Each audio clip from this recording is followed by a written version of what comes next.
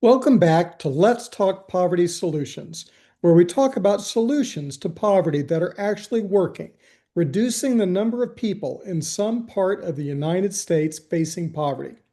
I am Sean Spence, and today we are talking about community land trusts, a model that is quietly rewriting the rules of who gets to stay in a neighborhood when property values go through the roof. Here's a question that might seem simple at first, but the more you think about it, the more it changes everything. What if the land under your home belonged to the community forever? Not to a landlord, not to a developer waiting for the right moment to flip it, not to a corporation that bought up a whole neighborhood after a crisis and raised rents 40%, to the community permanently. I know what you might be thinking. That sounds like some kind of socialist experiment, something that could never work in America, something that takes away people's freedom to own property.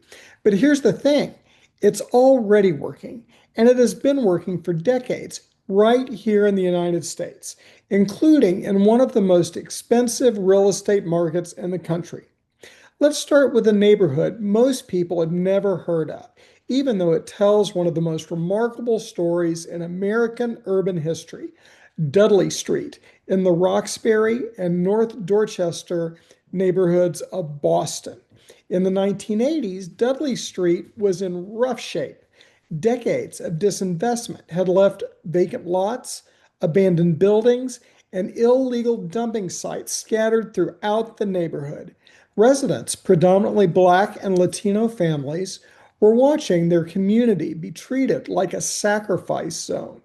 And then a funny thing happened. Instead of waiting for the city to save them or for developers to swoop in with promises that never quite materialized for the people who already lived there, the community organized. They formed the Dudley Street Neighborhood Initiative, DSNI, in 1984. And they did something that had never been done before in American history. They convinced the city of Boston to grant them eminent domain authority over vacant land in their neighborhood. The community itself could acquire land, control it, decide what got built on it. That was the seed of a community land trust. Here's how it works because the mechanics actually matter. The land trust, a nonprofit government by community governed by community members, acquires land and holds it permanently. It never sells the land. When it builds or rehabilitates a home on that land, it sells the house itself to a family at an affordable price. The family gets a long-term ground lease, typically 99 years, giving them full use of the land. They can paint the walls any color they want. They can pass the home to their children. They build real equity. But when they sell, there is a resale formula. The homeowner gets their investment back plus a share of any appreciation, not the full speculative market value, a fair return. And the home stays affordable for the next family. That's the key. The affordability does not expire. It does not last for 15 years until a tax credit runs out. It does not evaporate when the market heats up. It is permanent, written into the land trust structure itself. DSNI has created over 225 permanently affordable homes in a city where the median home price now hovers around $700,000. $700,000. In that environment, those 225 families are not just surviving, they're stable.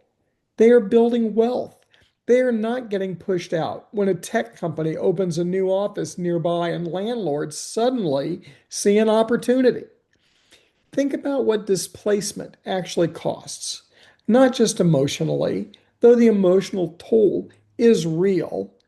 The severed relationships, the kids changing schools, the loss of the church community and the corner store where the owner knows your name.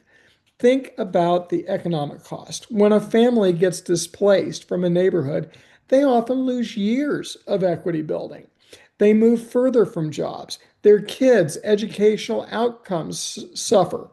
The social networks that help people find work, navigate systems, and support each other, those networks get shredded. Community land trusts stop that from happening.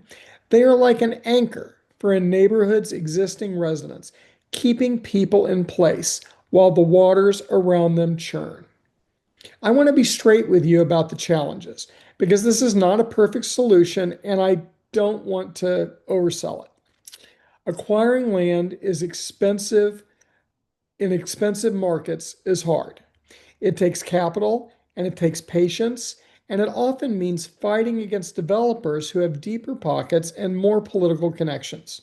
Community land trusts need philanthropic support, government partnerships, and sustained organizing to get off the ground.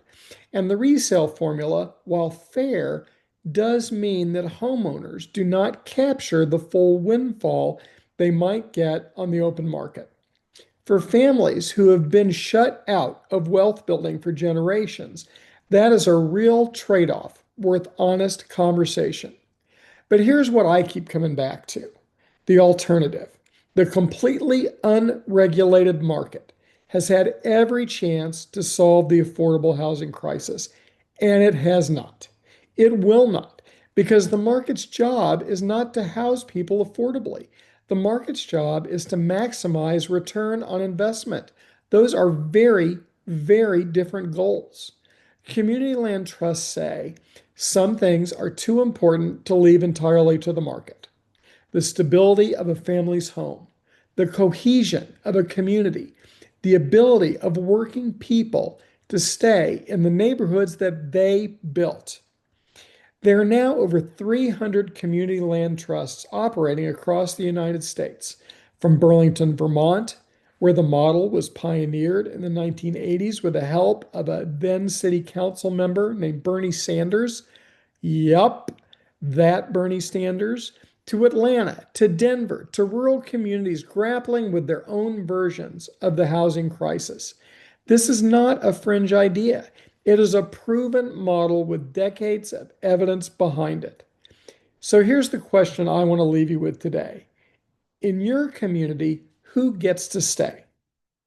When your neighborhood changes, and every neighborhood changes, is there any mechanism to make sure the people who built it, who know it, who love it, get to be a part of its future?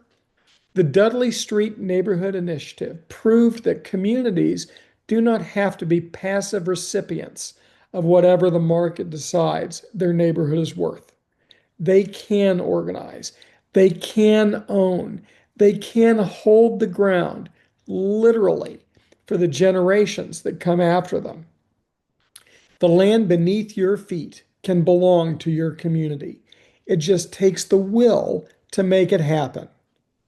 Until next time, this is Sean Spence reminding you that poverty is not a character flaw. It is a lack of resources, a lack of opportunity, and far too often a lack of stable ground to stand on. Learn more at povertyactivist.com. Thank you.